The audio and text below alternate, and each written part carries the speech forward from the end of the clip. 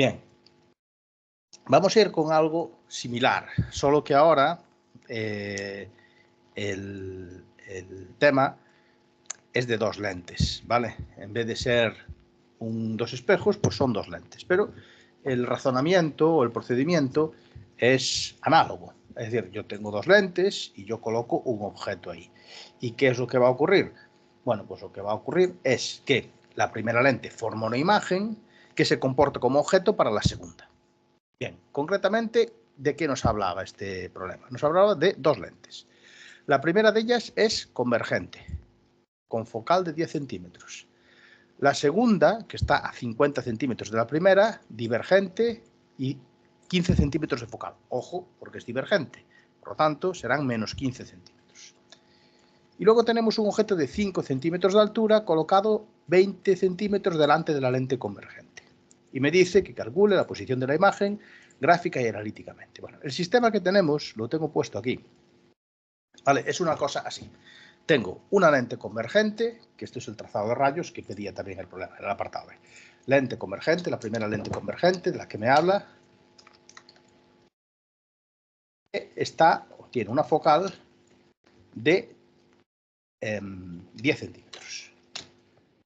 Es decir, que esta lente tendrá un foco imagen 10 centímetros a la derecha y un foco objeto 10 centímetros a la izquierda.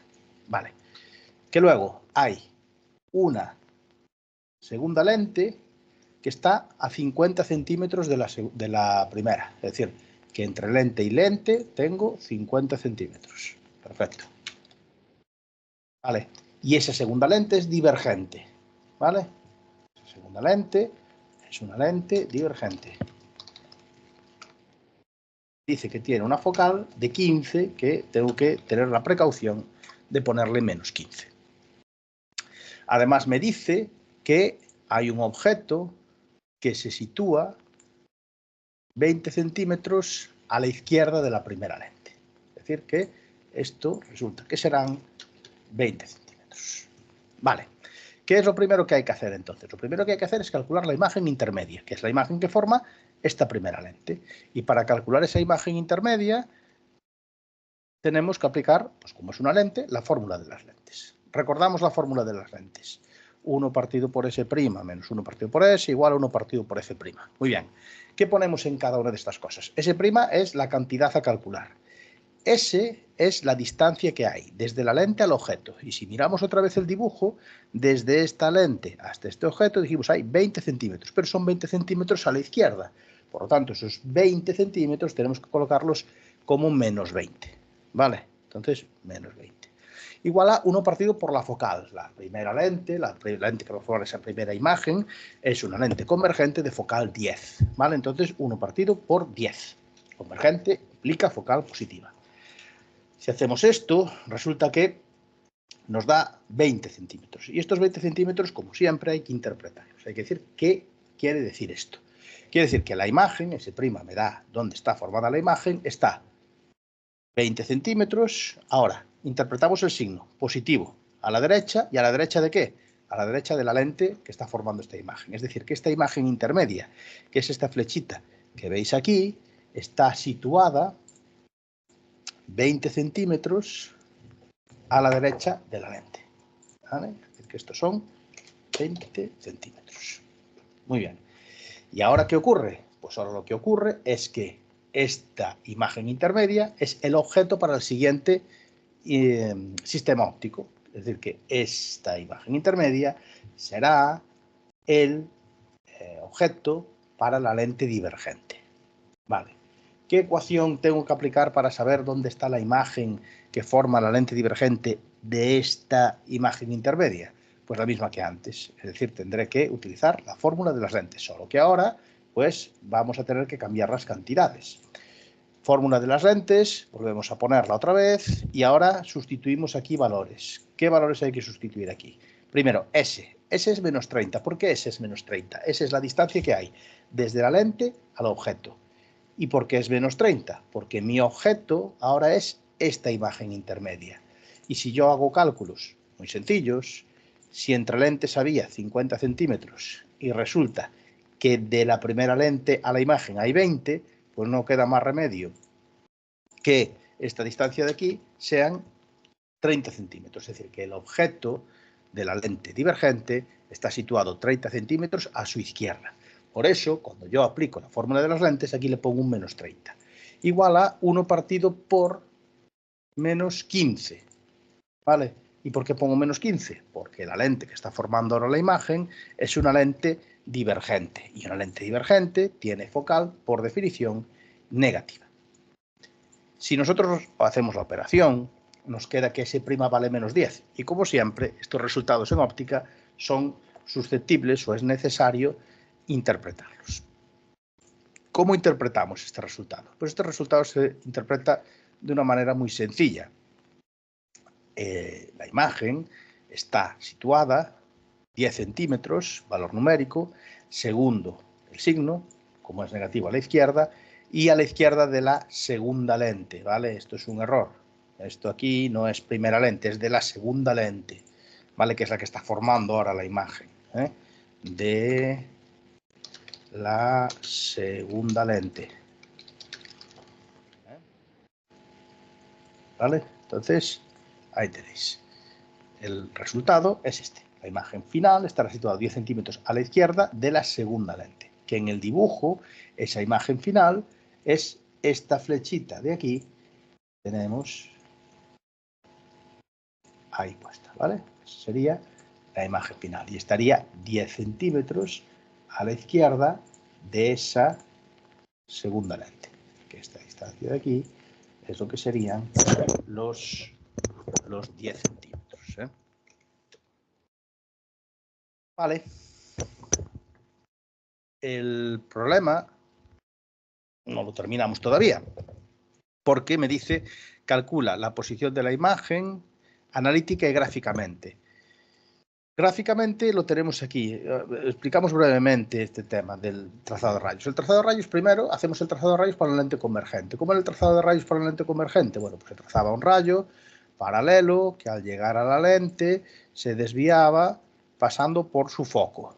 Y luego hay un segundo rayo que se traza pasando por el foco y cuando llega a la lente sale paralelo. Y el punto donde se cortan es el punto en el que se forma esa imagen. Entonces, la imagen que forma la lente convergente es esta imagen de aquí.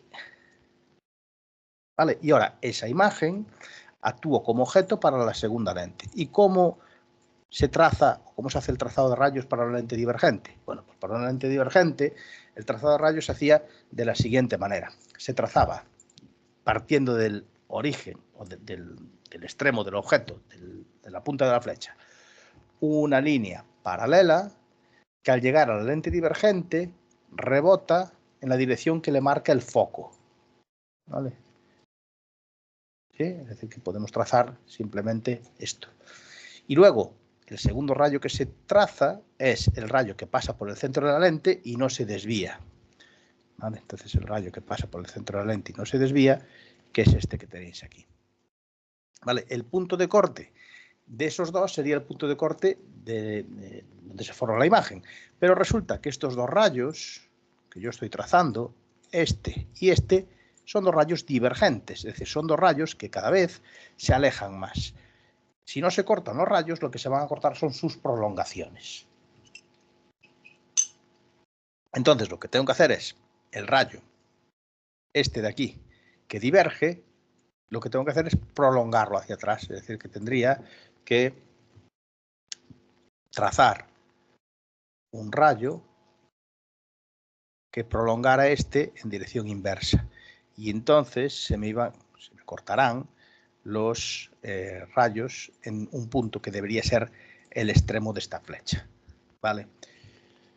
Bien, a efectos prácticos, tened en cuenta una cosa, que los rayos se trazan como líneas continuas y las prolongaciones de rayos se trazan como líneas discontinuas. Es decir, que este trozo de aquí que yo acabo de trazar, tendría que ser discontinuo, ¿vale? Para estar bien hecho. Bien, entonces esa sería la resolución gráfica. Y lo siguiente que me dicen es que calcule el tamaño y naturaleza de la imagen. Para el tema del tamaño de la imagen, lo que vamos a hacer es utilizar de lo que hablamos antes, ¿no?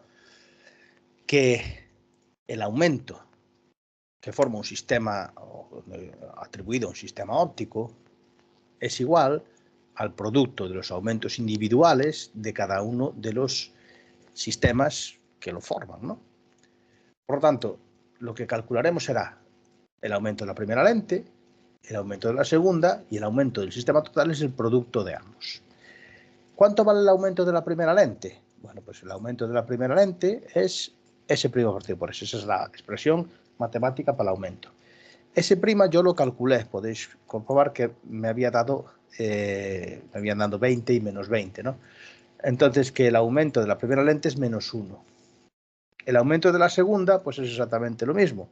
Lo que me haya dado S' para la segunda lente, que me había dado menos 10, entre lo que valía S para la primera lente, que lo tenemos aquí, que era menos 30. Entonces me da 1/3. ¿Cuánto valdrá el aumento total del sistema? Pues el producto de estos dos. Es decir, tendré que multiplicar menos 1 por 1/3 y menos 1 por 1/3, que es menos 1/3. Es decir, que el aumento de esta imagen será menos 1/3, ¿no? El aumento total o aumento final de la imagen. ¿Eso qué implica? Bueno, pues aquí ya puedo saber algunas de las características de esta imagen. Primero, el aumento al ser negativo implica que la imagen va a ser invertida. Acordaros que las imágenes podían ser derechas o invertidas. Y en términos analíticos, una imagen es invertida cuando el aumento es negativo. Aumento negativo, por lo tanto, implica necesariamente imagen invertida. La otra parte está relacionada con el valor absoluto del aumento.